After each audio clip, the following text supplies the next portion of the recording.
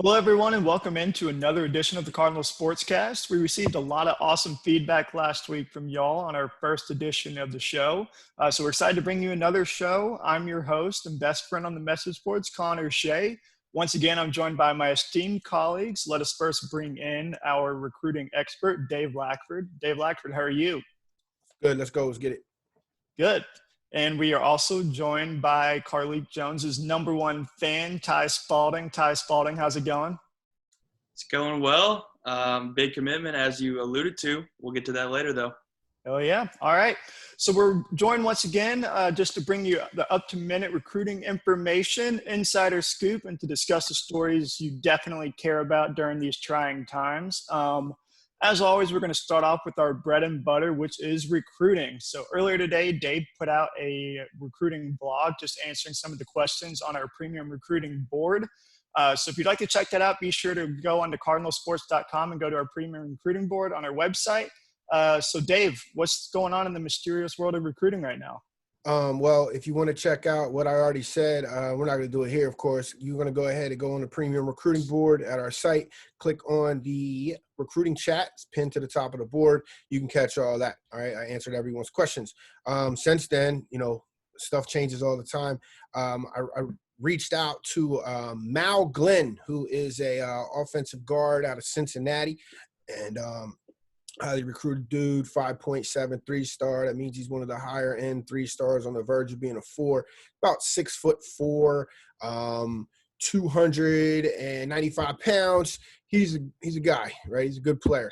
So what we're gonna do here is I'm gonna run this in the background, hopefully.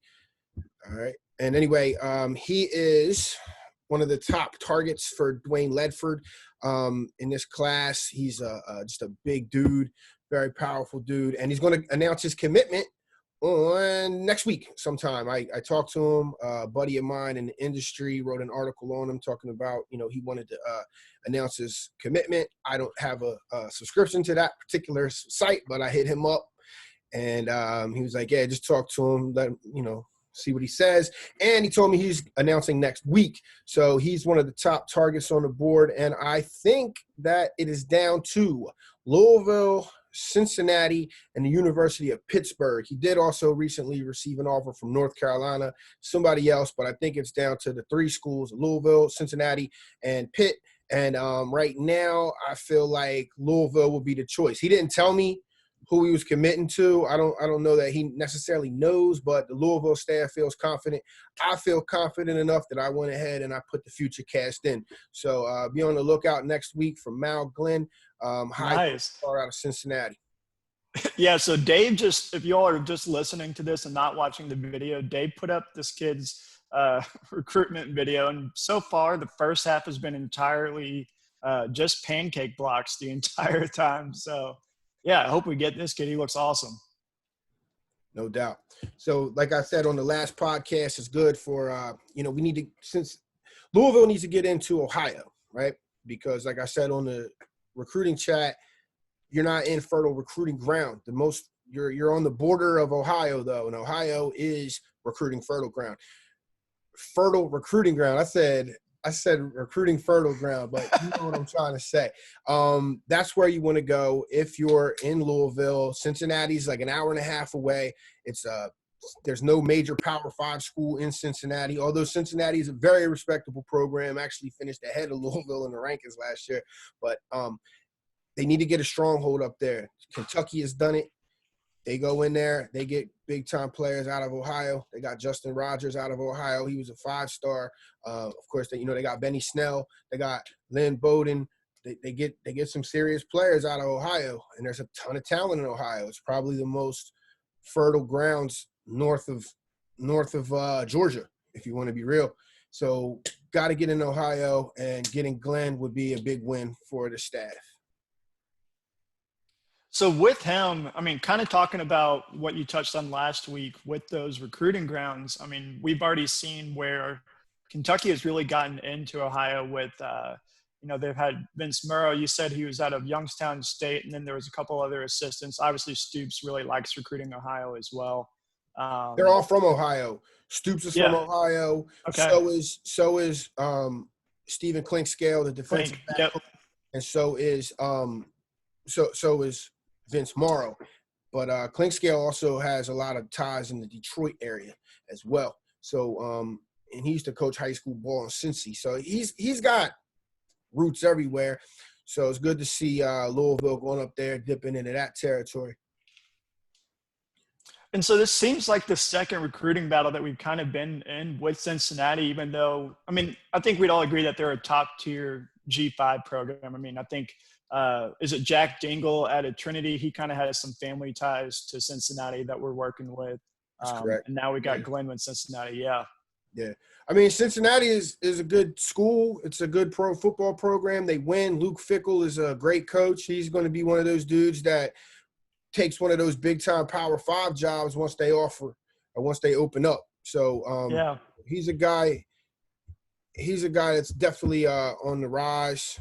He's a dude that can do some damage, even though he's at a G5 school. It's probably the best G5 offer you can get. I mean, thinking about it like this, right? If you're a kid that's on the cusp of playing for a low-end Power 5 school like Rutgers, or you're going to go to either Cincinnati or UCF or Memphis or Boise State, something like that. I mean, those are the top-tier G5 schools. Yeah, I'm sure definitely. I forgot somebody, but, you know, Cincinnati's no slouch. So if you're competing with Cincinnati for kids, you know, it's not the end of the world. Now, you don't want your whole class to be filled with those type of players, but dudes at Cincinnati are getting drafted going to the pros too. So Right. So going off of that, you kind of talked about it last week where you said that Satterfield has essentially cast this 300-mile net radius that's just around Louisville. So I know that we're tapping into Cincinnati a little bit. Is there anybody in upstate Ohio that we're going out, or is it just more we're going into Illinois, or we're going into Tennessee, we're going into the Carolinas and Virginia and all that? I mean, they're going to Chicago. You know, they're trying to get Ben Perry out of there. Georgia and Florida, that's always going to be the main place. I mean, if you go out fishing, you go to the ponds that have the most fish in it, right? Yeah. So that's where they're stocked out there. But you're seeing them out in Chicago. You're seeing them in St. Louis going after Travion Ford. They're in Cincinnati. Corey Kenner is another kid, you know, 4-star running back, Rivals 250 guy. They're going after him. I think they got a good shot with him. They're doing what they got to do. They got a kid from Pennsylvania, you know, Newcastle, Pennsylvania. They're going to California trying to get quarterbacks. So, I mean, they're casting a wide net because, you know, home base isn't really that strong, especially the 2021 class here in Kentucky. You know, the last 2 years in 19 and 2020, you saw a really strong class coming out of Kentucky, at least the top 10. This year, the top 10, you know, there's a couple guys in there who probably won't go Power 5. So, yeah, they're doing what they got to do. Now, St. Louis is somewhat problematic. That's where Travion Ford is from. He's the high 4-star defensive end. He's got offers from everywhere. He said that he's going to have he was planning on taking 3 official visits: Louisville, Illinois, and Mizzou, right? So Mizzou makes sense. That's St. Louis. And Illinois makes sense. And that's because Illinois went out and they hired a guy named Corey Patterson. Okay. Corey Patterson was the head coach at Trinity Catholic High School out in St. Louis. That's like Trinity here, you know, it was a powerhouse, and they got all the dudes, right? And so they got a quarterback, a highly rated quarterback named Isaiah Williams, and he's actually Isaiah Williams' guardian. So, and the coach found that out. The coach found that, you know, the coaching staff was recruiting Isaiah Williams before Patterson was hired at Illinois, right? So, you know, the coaches were talking to this guy, trying to get his kid basically to come to Louisville and play quarterback. And he ends up getting hired at Illinois. And then, of course, Isaiah goes and plays football there. So he's the tight end coach. The tight end coach is usually the recruiter. Like Vince Morrow is the tight end coach. Right. That's what happened there. And the rule is, we call it the Devin Bush rule. So if you remember Devin Bush Jr., he was coming out of Flanagan down in South Florida, and he was supposed to go to Florida State, but then Michigan hired his dad as a coach, right? And so he ended up going to Michigan. And the rule that was passed was you have to be an actual on-field coach in order to recruit players that Right. played for you at your school, right? Yeah, you couldn't just be some quote unquote analyst now. Like you quality actually have to control have a coach. position. Yeah, you have to actually get an on-field position, which was supposed to it's designed to keep sham coaches from getting hired just to get their kids. But in Devin Bush's case, Devin Bush was a great coach who led Flanagan to a state championship down there in Florida. So it wasn't like when we say the Devin Bush rule, it's not a knock on Devin Bush's prowess as a coach. Like if there was a guy ready to go to the next level, it was definitely Devin Bush. He can recruit down there in Florida, and he knows how to coach. So same thing with Patterson out there at Illinois. Yeah, and it's been really interesting to see what Illinois has done with St. Louis, because it seems like, they've been a down program for a while. And obviously with Mizzou making that transition to the SEC, and especially their first couple of years, they were on fire in the SEC East. But then Levy Smith came on board and he made that hire, and they kind of really started to tap into St. Louis. So I couldn't say that I was surprised to see that we were in a recruiting battle with at first, when I saw Illinois, we were in a recruiting battle with them, I was a little surprised. But when I saw that we were going after someone in St. Louis, it just made sense because that's kind of been what they've been trying to do. Right. So kind of going off of that, just looking at the recruiting landscape, and I know that Georgia is a big area that Louisville's always trying to get in, but seems kind of like Georgia Tech, they were starting to get their act together a little bit and starting to really realize that they can be, they like to call themselves the team of Atlanta. And I know that they're trying to really settle into that area. And now that they're not really running, some people call it a gimmick offense, they're kind of trying to set things up. What have you heard about, what Georgia Tech's doing and how the landscape in Georgia is kind of changing up? Well, I mean, Georgia still runs Georgia, Right. Last year, Georgia Tech finished 24th in the country. So, it's not like they're out here sticking it to the SEC. The SEC right. is going to get theirs. But yeah, it's the new coach smell. You got a school like Georgia Tech is dead smack in the middle of Atlanta. Have either of you guys ever been to Atlanta before? Yeah, you drive right past it. Yeah, it's right there on 85. So, yeah. Speaking of Atlanta, I was there 7 years ago today when Louisville won the 2013 national championship. Thank you for that non sequitur, Ty. We'll get back to you. Georgia Tech, man, they're all right. They'll be fine. They'll get some kids. They'll dip into some of the Georgia kids that Louisville's trying to get, for sure. They took Tavian Franks, who was going to be the inside linebacker last year for Louisville. That was he's a good player too. He's a versatile, rangy dude. So once they snatched him out of the class, it left a big hole at inside linebacker, and they're struggling to find one. So that one it stings, and that's what you're going to see. You're going to see them kind of winning these battles for the local kids that Louisville was once getting, because like you said, right.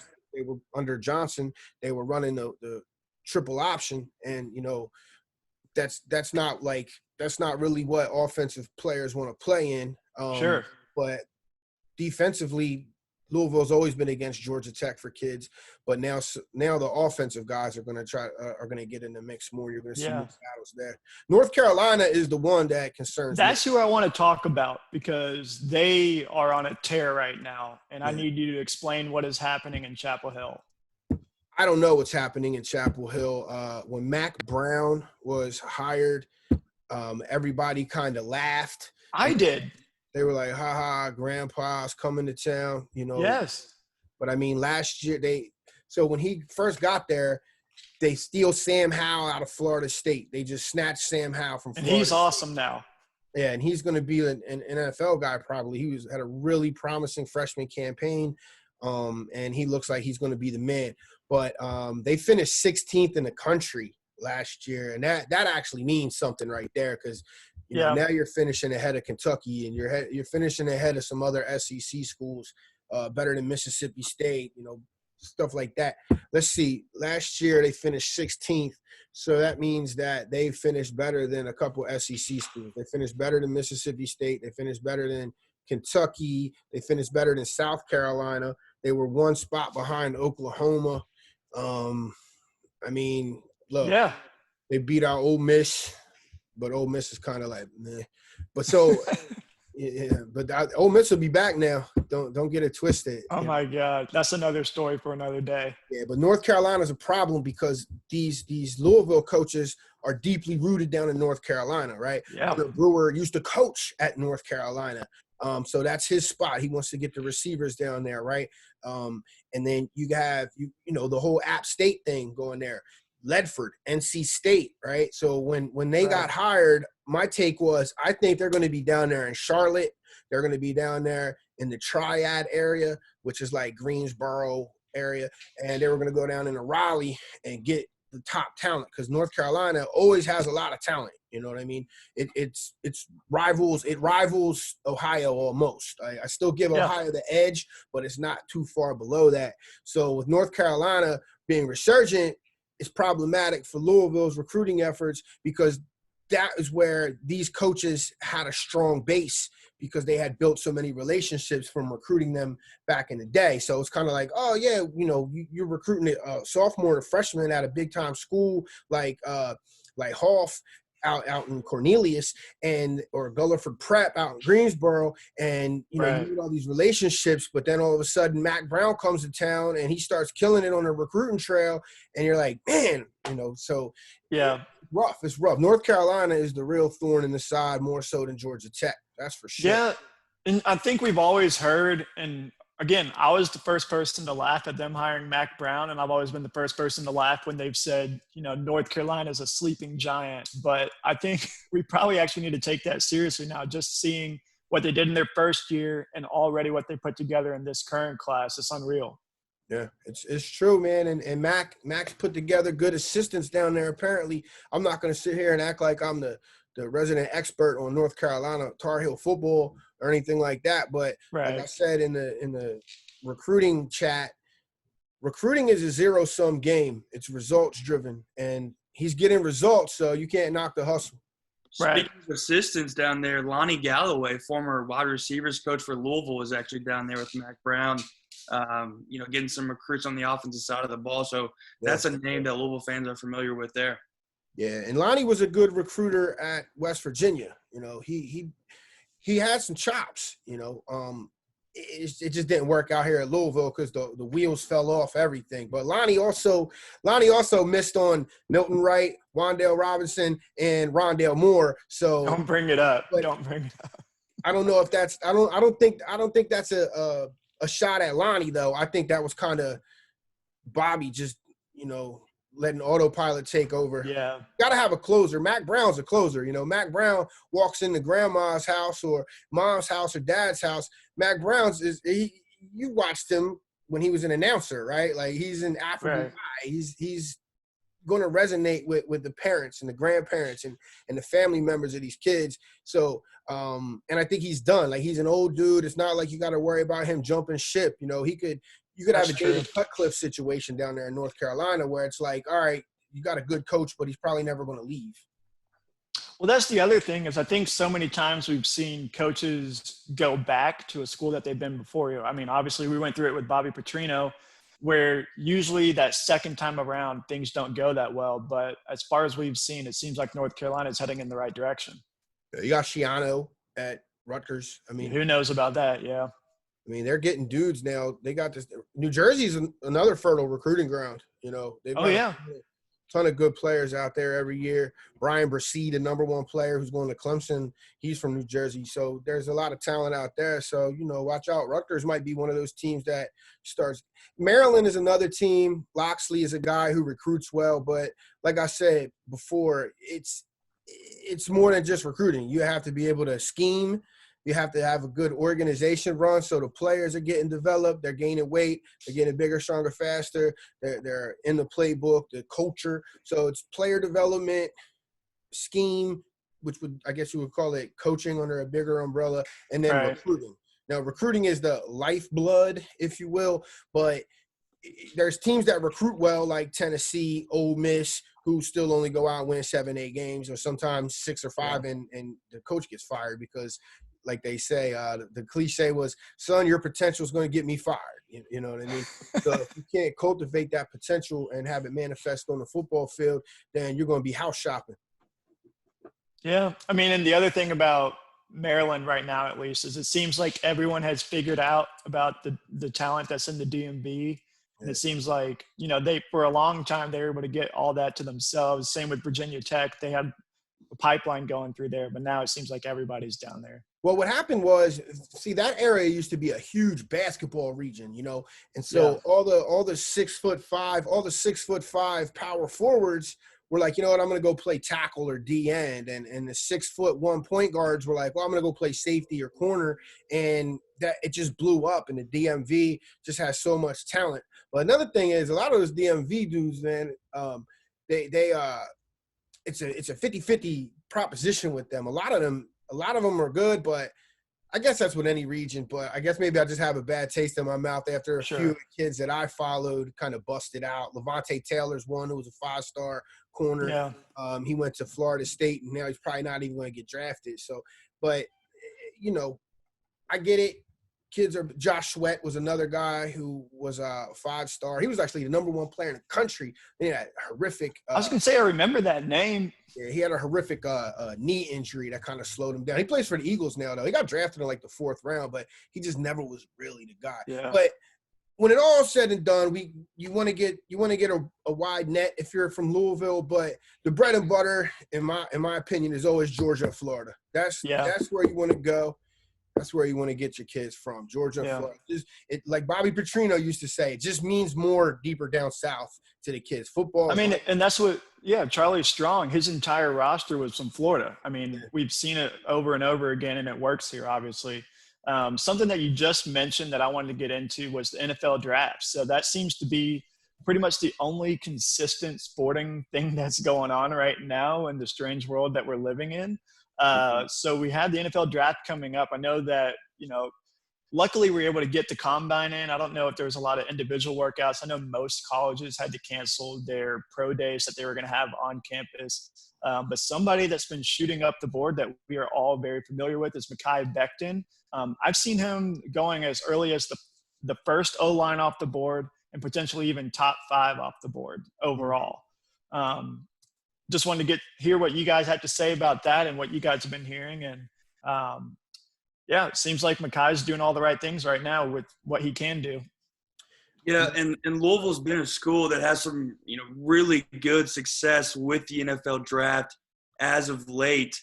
Outside of Clemson, they've had the most picks in the ACC since 2014. And not just picks, but first-round picks.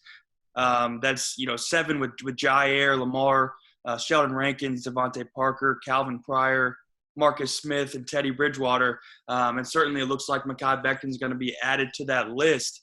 So I know the Louisville football coaches are hitting on that hard on the recruiting trail.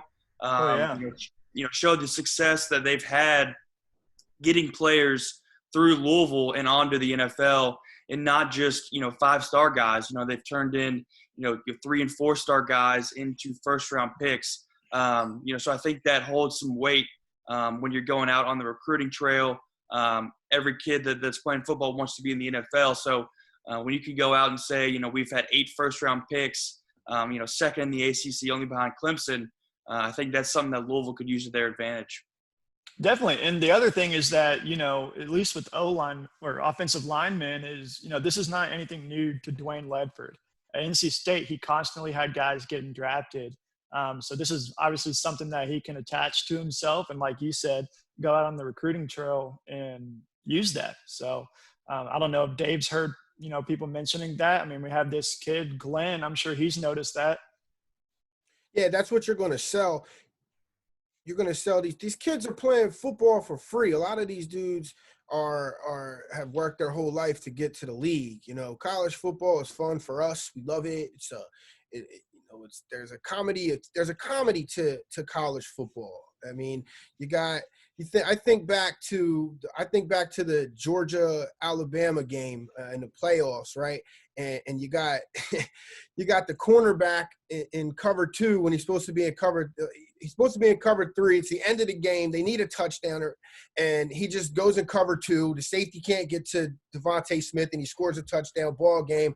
Everybody's like, oh, my God, that's so great. But it was really just a comedy of error, right? And these kids do all kind of crazy stuff. I think about Jameis Winston fumbling against Oregon with the ball going backwards, and they scoop it up for a touchdown. Oh, my God. That's the thing we love about it, because they're getting exploited because the colleges are making billions of dollars. The networks making billions of dollars. The Bulls, everyone else is getting paid except the kids, right? So when they come to school, what they're thinking, if you're a major recruit, if you're one of these kids that are the first kids that are able to commit, if you look at Ohio State, they got kids that have been locked up since before the February signing period. Some of them early as December of 2019.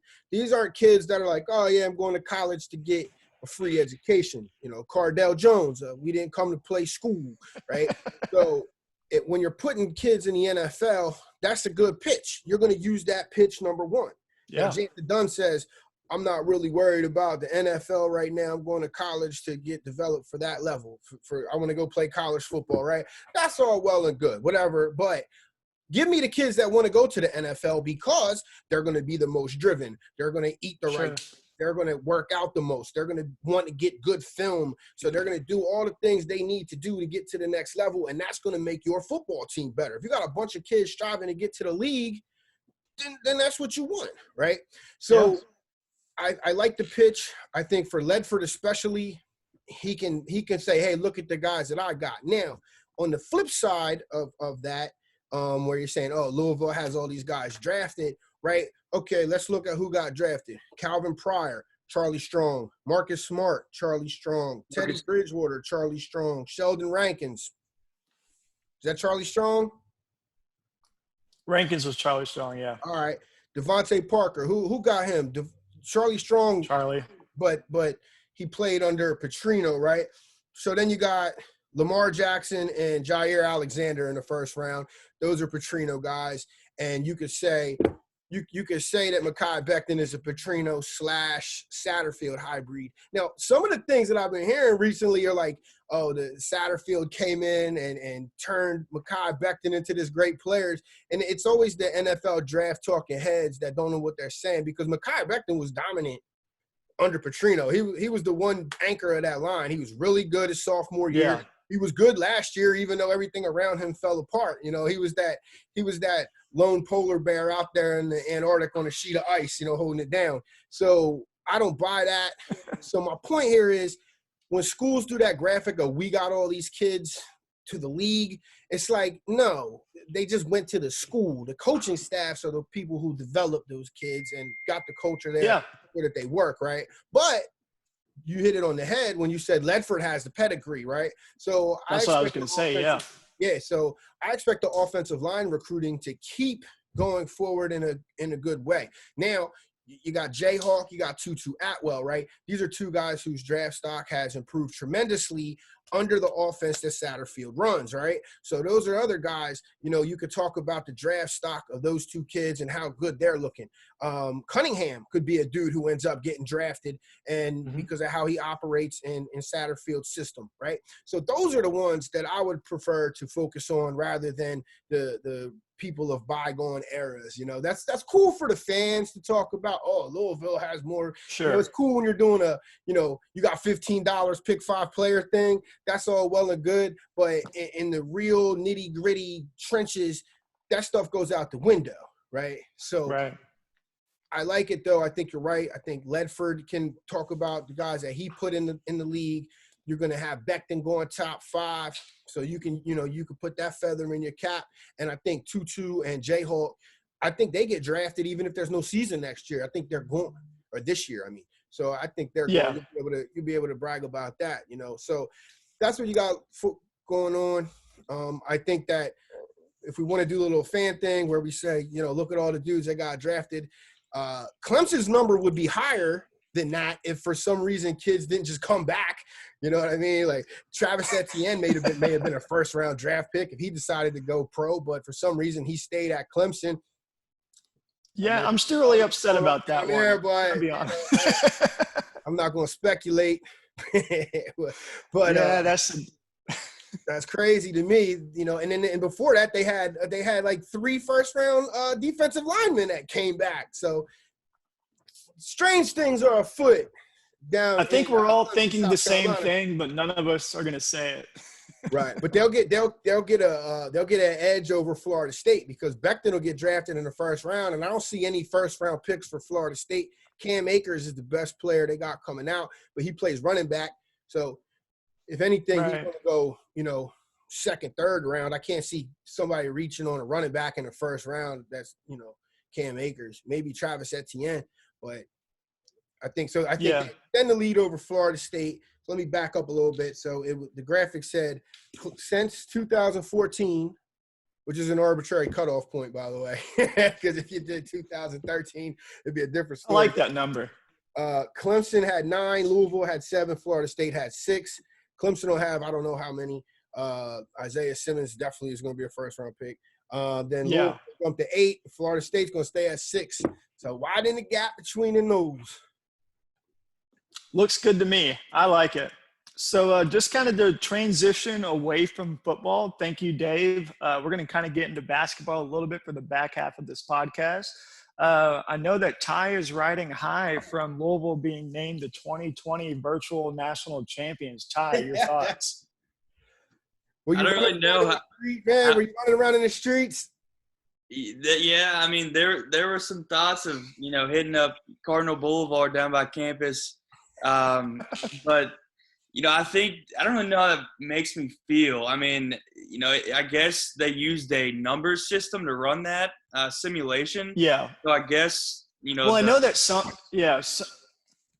sites they were doing like they were actually playing like college basketball 2K8 and like they were uploading the rosters and playing through that. So I don't know who was running these simulations and everything, but I'm going to definitely claim the 2020 national championship.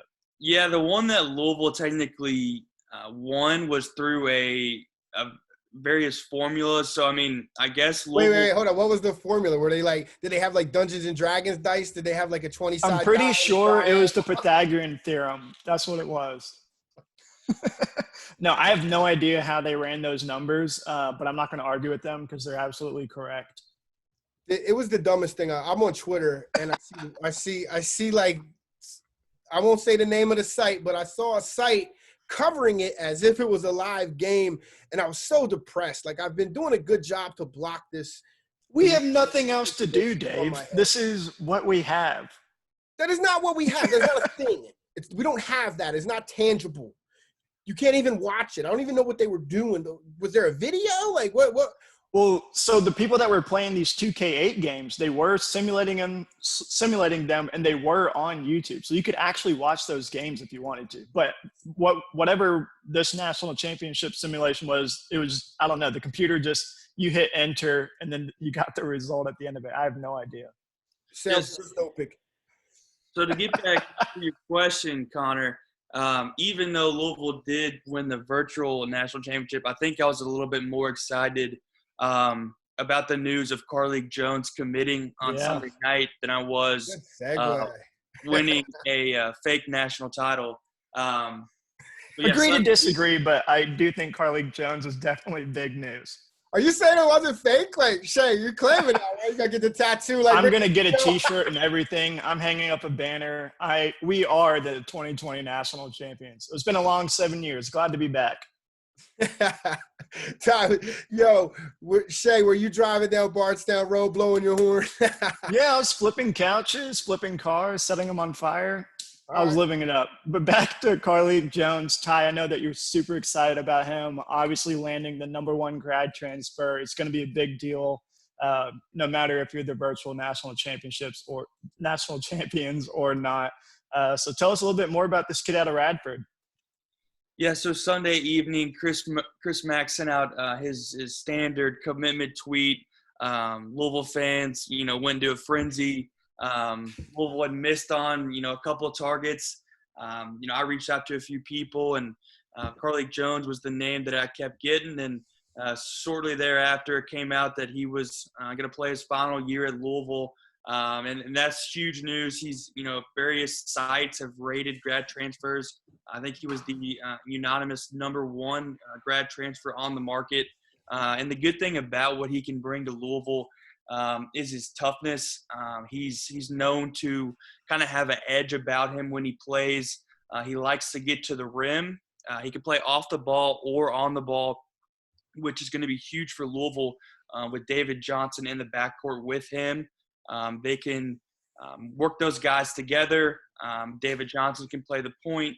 Carlik can play the 2 and vice versa. So that's big news.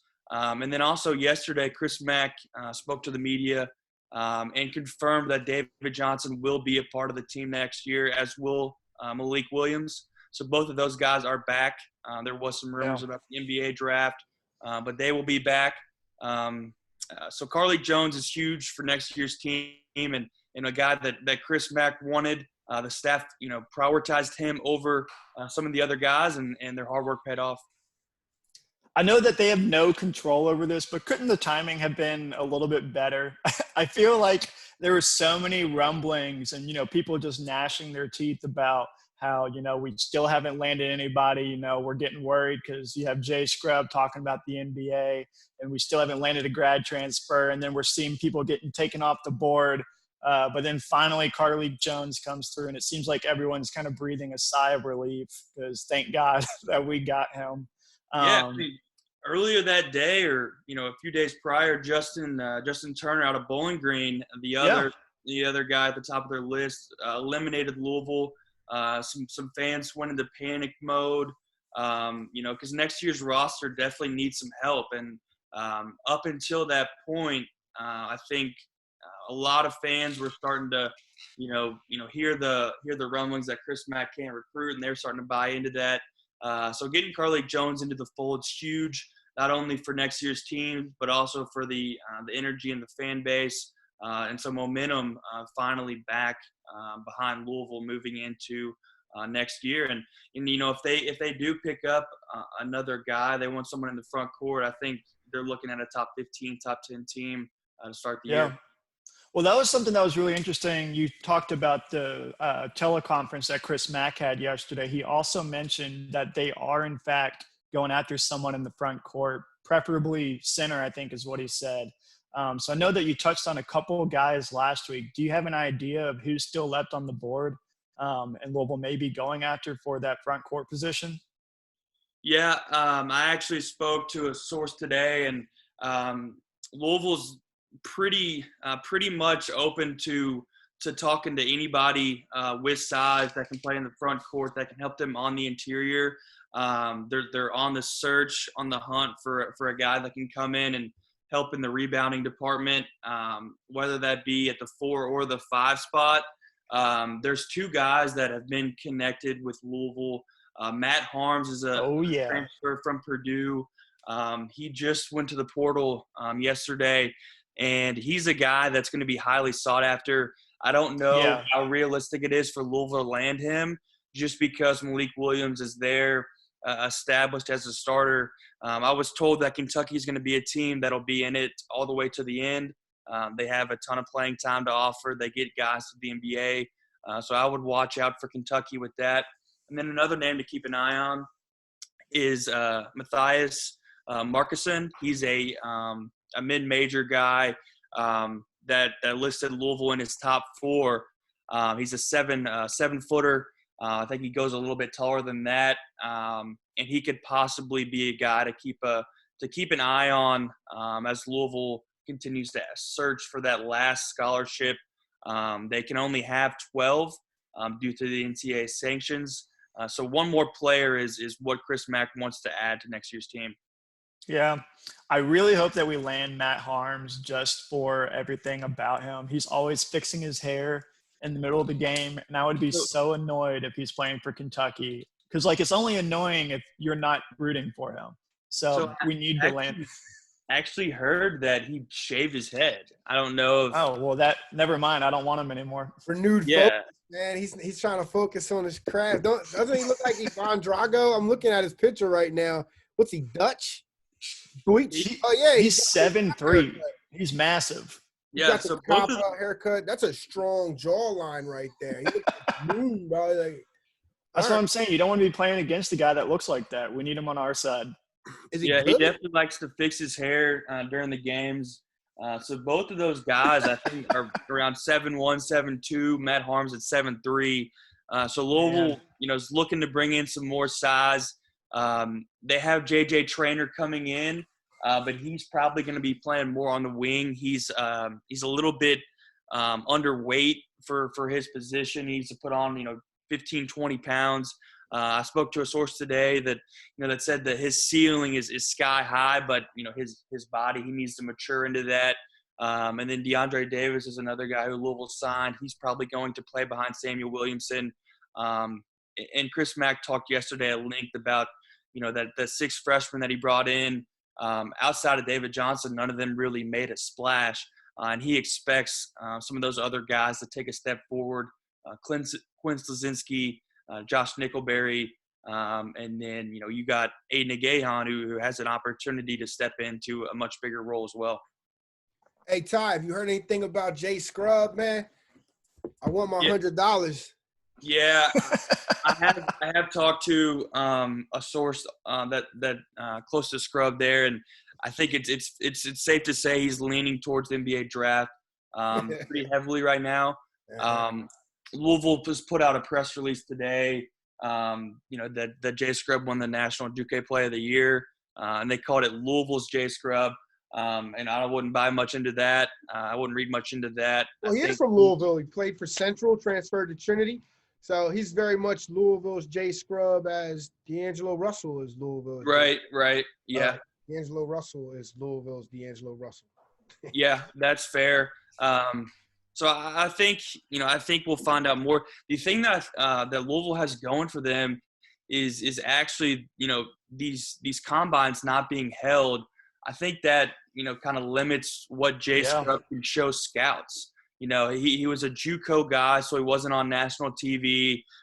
So he may not have as much film out there as some of these other guys. So I think that's hurting him a little bit. Well, that's what Chris Mack said. Time out. He got film.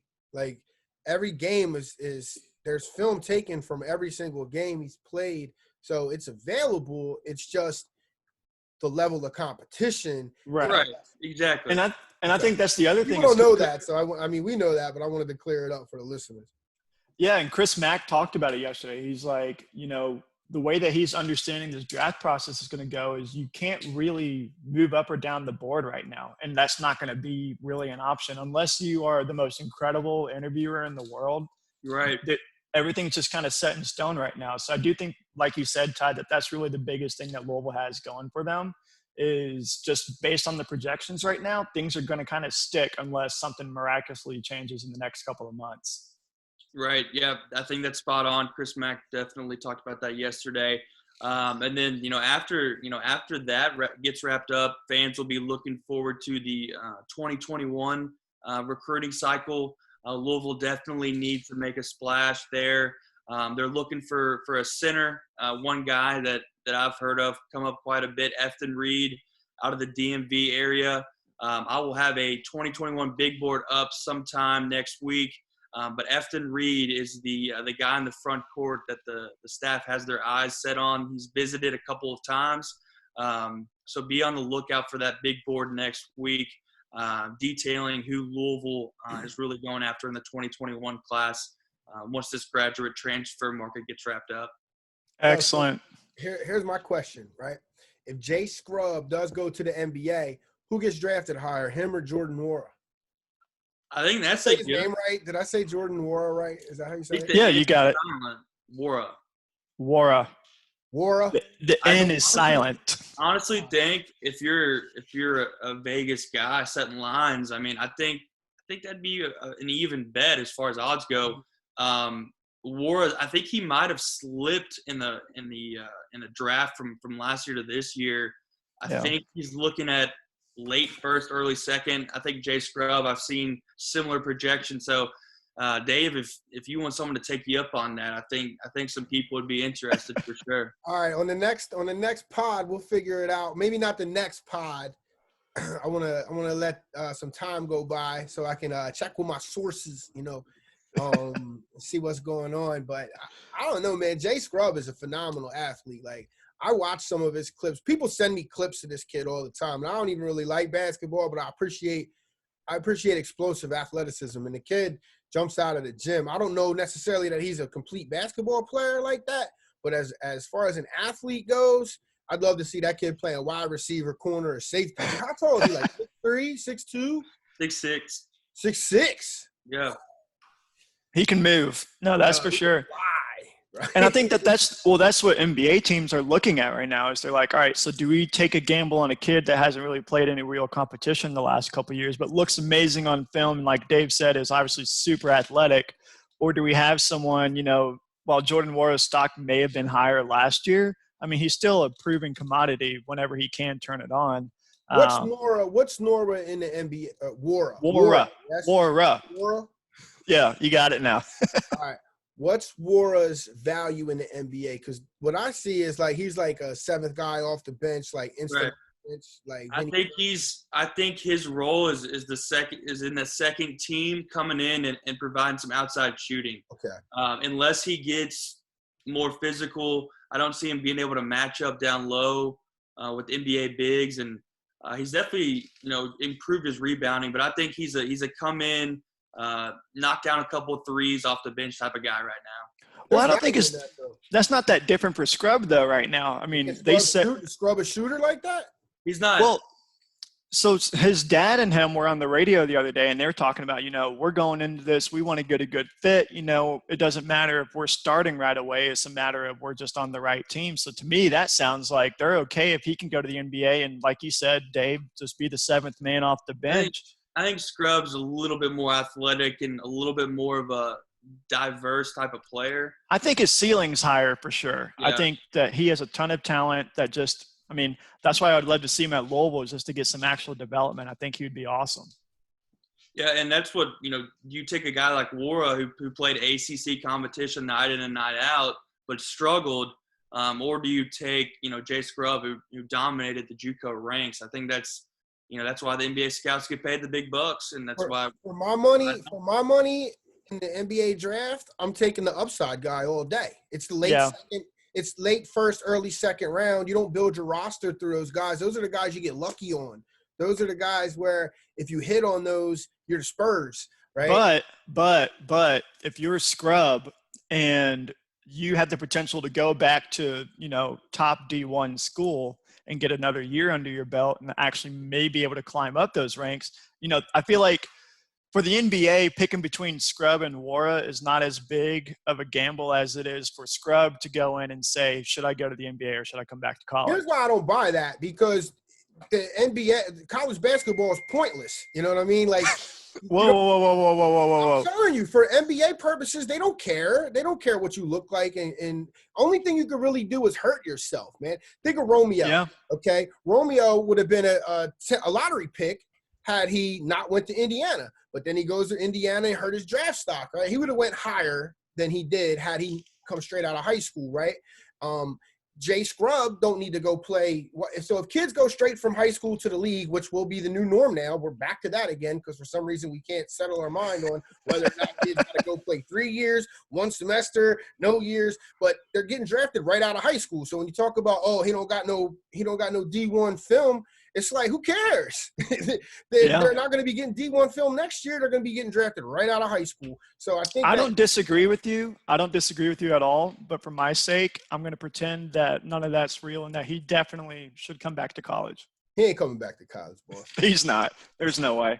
No. Keep your $100. If people say, he can make more money next year, right? Look, if I understand that people want $1 million, next year, but $250,000, $350,000. What's the league minimum for a rookie draft pick? Does anyone know?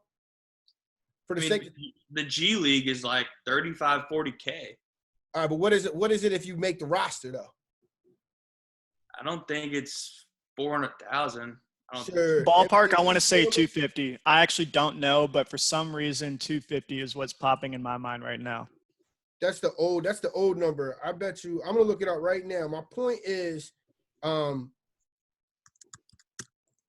$1 million next year is fine. $582,000. Yeah, right? you can get by on that. So, I mean, if somebody gives me $582 million now over, whatever it is. 582 million? I mean, 582,000. 582,000. Sorry, my bad. I had a Trumpian moment right there.